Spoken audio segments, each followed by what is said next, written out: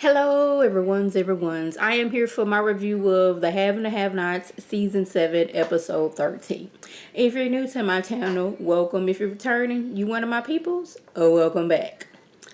Now, y'all, I have decided to look at The Have and the Have Nots as a soap opera, like, on steroids. Because all of the shenanigans that's going on.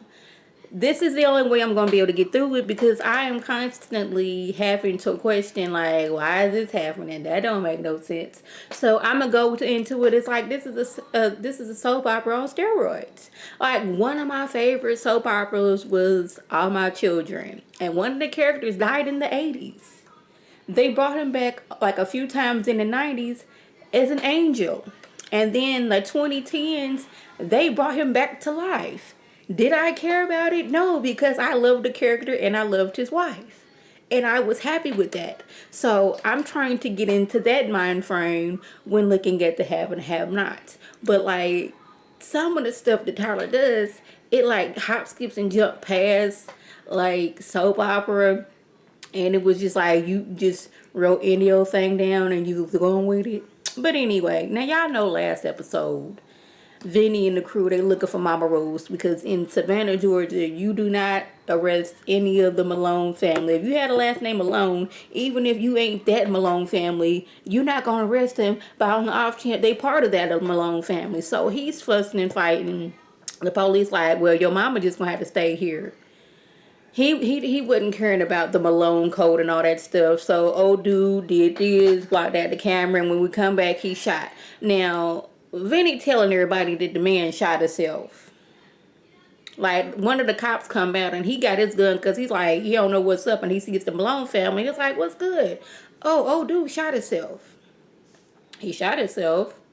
So he and the rest of the police come out. He got to go, get the tape and erase some things, get rid of it, do all these things.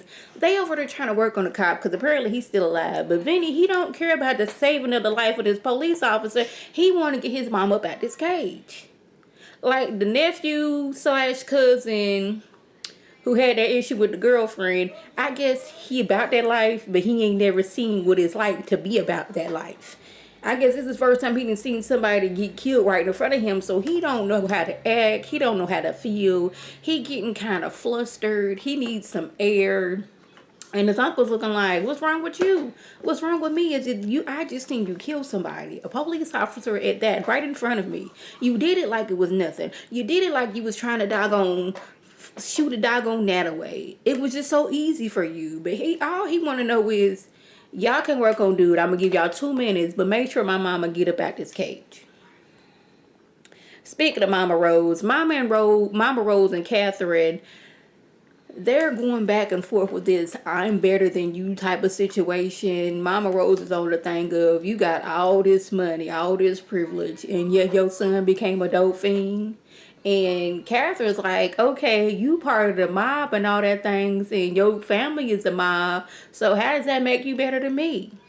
You done brought your children up into some mess. My son's a dolphin. We both done doggone failed at our children. What's good? Like, it was like they was up there judging each other like, how dare you have a dolphin son? Well, how dare you doggone raise your children in a criminal situation? Y'all both wrong if you ask me. But Mama Rose said she wants $1 million or Wyatt is dead. And Catherine, she is giving it to her just like, Mama Rose is giving. And she's like, Mama Rose is like, I'm Mama Rose. And Catherine's like, well, I'm Catherine Hargraves Crier. I am my father's daughter. Ain't nobody scared of you. And I was kind of here for that. And I would like to say that I appreciate that they still did not have Catherine with her hair. I mean, granted, she did like get knocked into the tub, but y'all know she be using like 4 cans of hairspray on her hair to keep it stiff and up. I appreciated that, it doesn't look like that now. I really do. I appreciate that. It looks a lot better like that. She looks younger with her hair not so stiffened like it usually is. Now, y'all, let's move over to Justin, because he done transferred his obsession from Jeffrey over to Madison. Now, I didn't know that was going to happen because y'all know how he was with Jeffrey. He was like, if I can have you, nobody can. I will take both of us out of this world because I love you so much. And I guess if somebody is nice to him, he takes that as, we in love now. We go together. Like, yeah, I'm gonna take down my wall of Jeffrey and I'm gonna have my wall of Madison up. Madison come home from his date with Jeffrey and Justin standing there. He talking about he needs somebody to talk to. Madden's like, bro, do you not remember that you beat me up, wrecked my car, you did a lot of things. You was pointing a laser pointing at us like you had a real gun. You do remember you did all those things. Yeah, but my brothers are after me. I've been hiding how I was for all these years and I don't know what to do. He's like, that's why you go see a therapist. I am a nurse, not a therapist. I am paraphrasing and all those things. And Madison gets the call, and Justin has all the nerve, gall, and audacity to be like, who's that on the phone? Bruh, y'all not even friends. So, what gives you, see, his obsession. He's like, it's all right, I won't be mad. Madison's like, bruh, I don't care if you mad. We're not friends. We don't go together. I don't like you. Okay? I just happened to be your nurse when you was in the hospital. That is all. Nothing more, nothing less. I was like, Madison, you have in the past showed that you have good sense. And I hope you stick with that. Because I was like, if you let that boy in your house, it's going to be trouble. He's going to take that as a sign is, this is official. We go together. He already didn't transfer obsession from Jeffrey to you. So now if you let this man in your house, all the things that Jeffrey done went through, you gonna go through. But I was glad that he didn't. But I was scared when he was on the phone with Jeffrey that Justin was gonna like somehow break into his house. Do I feel sorry for Justin? No. Carry your tail on home. How about move somewhere where your people don't know where you at? How about that? Like, first of all, your mama ain't even talking to you. So how did your mama know where you lived at? How did your brother know where you lived at? Didn't your mama cut you off when she found out that you was gay?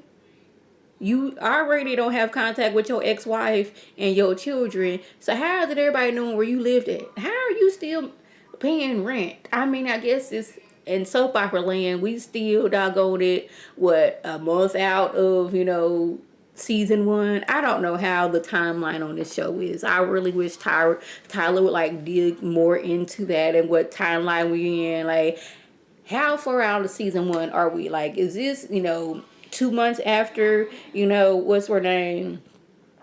Maybe we are a year out of Amanda getting killed and Benny getting ran down and all that stuff. I don't know.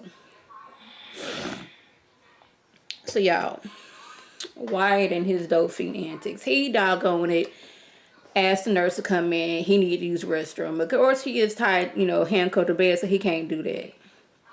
He done doggone took an ink pen out the nurse's pocket and, broke free his handcuff. But I'm sitting here looking like, Tyler, you mean to tell me that Wyatt, who had just cut his wrist and bled so much that he had passed out, but now he got enough strength to escape the hospital and run to his mom and daddy house? But then I was like, okay, see, this is soap opera on steroids. So, okay, this makes sense. I was like, okay, so this man, I'm just going to assume that the hospital is not close to Catherine's house. I'm not even gonna call this Catherine and Jill's house, to Catherine's house. So you mean to tell me this man, after losing blood, got his Usain Bolt on and ran, like, he already coming down off of being high, but he also at the same time get his Usain Bolt on and runs to the house. Now he done tricked the alarm. So now they call and asking and question. He acting like he Jim, but he don't know the basic answers to the questions like, what is your cat passcode? So this man had time to go up into Jim's room. Was it Jim's room? I don't know maybe it was his room because all the clothes fit. He done got some socks on. He done put some pants on, shoes on, and tied the shoes, grabbed several pieces of jewelry, and get in a car and drive off before the police got there. Now, I want to know what kind of security, I would think that, I'm living in this nice area, that the police would be there within minutes, because he had time to do all of those things. Be on the phone with the security company for a second. Run upstairs. Grab socks, put those on. I got me some pants. My shoes is on. I tied my shoes. I run to another room. Grab several pieces of jewelry. Had to find keys, because of course he has to drive the car. The keys wouldn't be in the car. That would just be stupid. But then again, that wouldn't be stupid because we were in Tyler Perry land. Grabs the car keys and drives off into the night. I just knew that when he was driving out, the police would have showed up. But no, they didn't. I was like, so he go from passing out weak to getting his Usain Bolt on, or was he just pretending that he passed out? He was really okay, but he just needed to get into a hospital, so he escaped. I was surprised that he did not stop and get any of Catherine's medicine. I was surprised about that. But maybe he don't want that prescription medicine. He need to go somewhere to sell this jewelry so he can get the good hair on. I don't know. Now, old girl is still outside the doggone David's house. Just saying and doing any and everything that she can. Like, David at one point just let her in. She was like, I heard you take care of girls, She told me about her car. You was doing this, that, and third for her. I taught her everything I know. So, what's good? David grabs her and takes her over to Veronica's house. Now, Veronica's over there offering her unwashed tail to Benny. She just got done having sex with the leader of the Thugs in Black. Kicked him out of her house. Benny calls, and she was like, come over. Are we not going to wash our tails? So this is a running thing on the have and have-nots.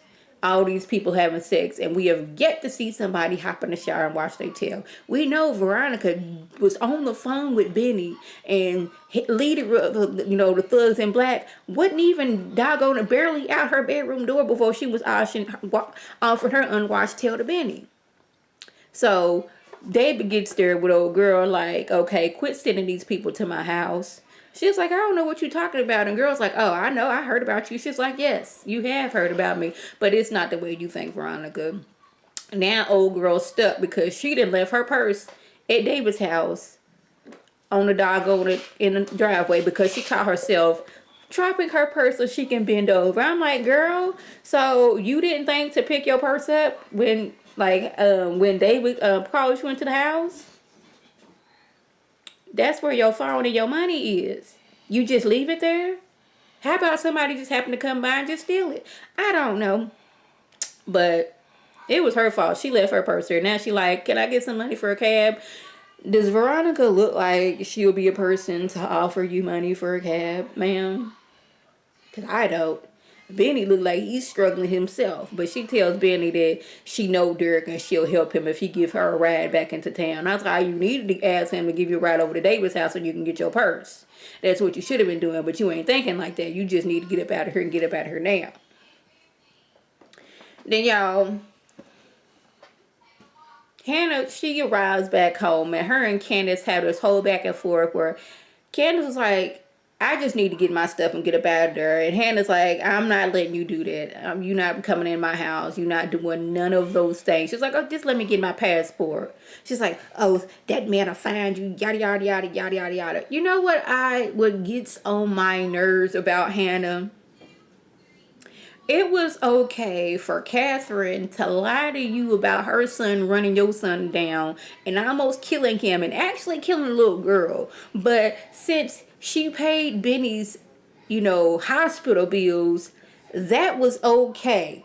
But she is all up in arms and wanting to know all the details as to why Mitch's family is paying for Jim not to hurt Benny. I don't know what it is. I was trying to explain this to my mama because she don't be watching the show. I'm like, you would think that she would be happy. Okay, these people may be criminals, but they making sure that my son did not get killed by this crazy man, which is Jim. This man done already stabbed your son, had your son stabbed, and had your son kidnapped. And Mitch made it so that, hey, Jim not gonna come after Benny no more. Cause his family like, okay, you give me this money, it's cool, leave Benny alone. And Wyatt, he's safe. Instead of being happy about that, she wanna know why your family doing this, why your family doing that. Well, it was okay that not Hannah, but Catherine paid your son's medical bills when her son ran you down. And I'm left Benny for dead. Benny almost died season 1. But you forgave her. Let you, she done gave you a place to stay in the job and everything is cool. But you can't get over the fact that Mitch's family trying to help out Benny. I just don't get it. But anyway, she get a call because somebody done broke into the Crier's house. And I guess since, I don't know why they would call her, but they did. This Tyler Perry land anyway. She get there and they asking her who she is. She's like, I'm Hannah Young, you know, I'm the maid here. She give her ID. They got somebody in the house. It's Derek. Now, why Derek is there at nighttime is beyond me. You would think you the handyman or whatever, you would have come in the daytime. Let's just say he don't know that Catherine's in jail. Why are you there at nighttime? I just didn't get it. A lot of times I don't get it with Tyler Perry. And I just be looking like, bruh. I was trying to explain things to my mama. And she was like, what?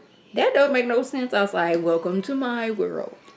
So y'all, that was the gist. If I left anything out, by all means, leave a comment below. If you're new to my channel, welcome. Feel free to subscribe. It is free all day, every day, free $99. Make sure your notifications are on for my beautiful face. Puts up a video. You can click on it. You can like it. You can share it with your people. And you can come over and be one of my peoples. If you're already one of my peoples, oh, welcome back. Y'all know what to do. Tell your people to tell their people to come over and be one of my peoples by clicking that icon above. This is Lady T signing off.